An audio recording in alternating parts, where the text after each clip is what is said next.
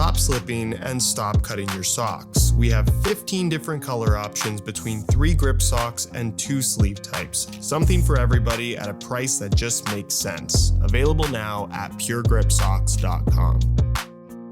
On the market for a new pair of control boots, here are the pros and cons of the Nike Phantom 6 Elite highs. Starting with what is easily the best feature of this football boot and the main reason why it falls into the control category, the grip knit upper, which is everything that you see here in this turquoise light teal color along with the orange bit across the top of the foot, which by the way does absolutely nothing. It's just a change in the coloring of the knit itself, with grip knit basically being Nike's Flyknit material with a grippy texture within the yarn itself, giving everything that you see in teal this kind of soft silicone but grippy sensation on the ball, which in turn gives you this sensation of control. Does it mean that your touch will improve simply by putting a pair of Phantom 6s on your feet? Absolutely not, but if you like that sensation of having extra grip, then definitely these will be your cup of tea. And with the high cut variation in particular, what I like about the lace cover is that some of that grip knit now covers the top of the foot, meaning that compared to the lows, you actually get a little bit more grip. However, that lace cover and mid-cut collar does come at a bit of a premium, where just like the Nike Mercurial Vapor and Superfly, the high cut variation is $25 more expensive for a football boot that you can't really argue is better than the lows. It's more so just a minor variation. In other words, the lows are the better value football boot, but that does not necessarily mean that the highs aren't worth it. Where, by the way, if you are interested in either the highs or the lows, you can pick them up below their normal retail price by way of some exclusive SR4U coupon codes via the links down below. Another con that simply cannot be ignored, especially when you're spending this much money on a pair of football boots, is the way that these look, where I think the popular opinion, even though we've had a couple weeks to digest the design, is that these are not the most attractive football boots, especially in this launch colorway.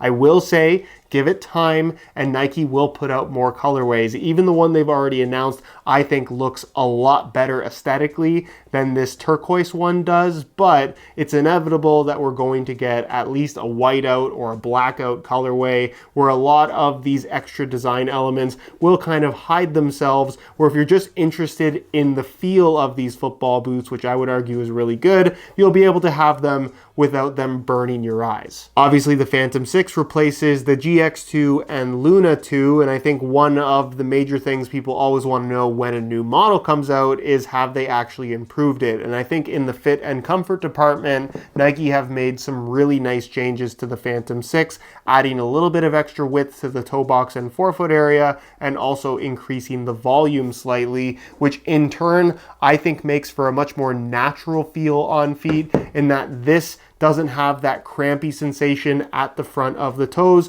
Of course, your mileage may vary depending on the shape of your feet, but if you had a pair of GX1s, GX2s, Luna 1s, or even Luna 2s, and didn't love that kind of narrower, pointed shape to the toe box area, they have fixed that with the Phantom 6, and I think as a result, the boots are significantly more comfortable, at least for me. It's more of a neutral point, and I think most people get it at this point, but the DF collar that you get on the high cut version of the Phantom 6 is simply just elasticated Flyknit material. It offers no support. It doesn't change up the heel lockdown whatsoever. It really does nothing other than add a little bit of extra material wrapping the lower part of your ankle. And as far as mid-cut collars from Nike go, this is actually on the lower side. In other words, if you're choosing the collar, understand that it's because you like the look and feel of it, because the reality is there is no performance benefit to it. What it does help with though, especially if you play on artificial grass, is preventing debris from getting inside of the football boots, where of course this comes up a little bit higher. It should wrap your ankle relatively snug, and even though this boot does have a lacing system, the lace cover allows you to kind of tuck everything underneath it, and it also doesn't create any openings across the top of the foot, meaning that for those little rubber pellets to get inside of your football boots, it's going to be pretty difficult, which is very much a good thing. However, as a side note to that, if you are playing on artificial grass, you should not be using the FG stud pattern with these bladed studs. It's an injury waiting to happen. There is a reason why they also make an AG Pro variation for regular use on artificial grass. That is the version you should buy. But of course, every positive has a negative, where when you add a lace cover and a mid-cut collar compared to the low-cut variation, there's just more material, which also means extra weight, where in the same size, the low-cut version is roughly 15 grams lighter than the highs, where it's not a huge amount of weight, obviously, and I think both of these boots as a whole feel pretty light on feet, but if you simply want the lightest version of the Phantom 6, it's the lows. I know there's going to be quite a few people that may disagree with me on this one, but the traction on offer from the Phantom 6 is actually really solid. Of course, the FG sole plate and stud pattern tooling is all new for this generation, but it does, of course, recycle elements from past Phantom models, most notoriously the Cyclone 360 stud layout, which are these 5 studs in a circle at the tip of the toe that are supposed to prioritize rotational movements, but as we know, blades grip and cling rather than spin. That's what conical studs are for, so it doesn't exactly work or feel as advertised. It's definitely more of a bladed stud pattern that has, I would argue, more of that speed boot type of feel in terms of how it interacts with the ground, but regardless of whether or not you love or hate this Cyclone 360 setup, it must be said the traction on offer from this football boot is really good, as long as you like something that just has a little bit more bite to it. I also really like the more flexible sole plate that the Phantom 6 has over the past generation, and in general, on firm natural grass, this feels and performs really well. But then again, even if they fit super well, feel really comfortable, and offer really good traction, there's a chance that if you're not into having extra grip on the ball, you simply will not like the feel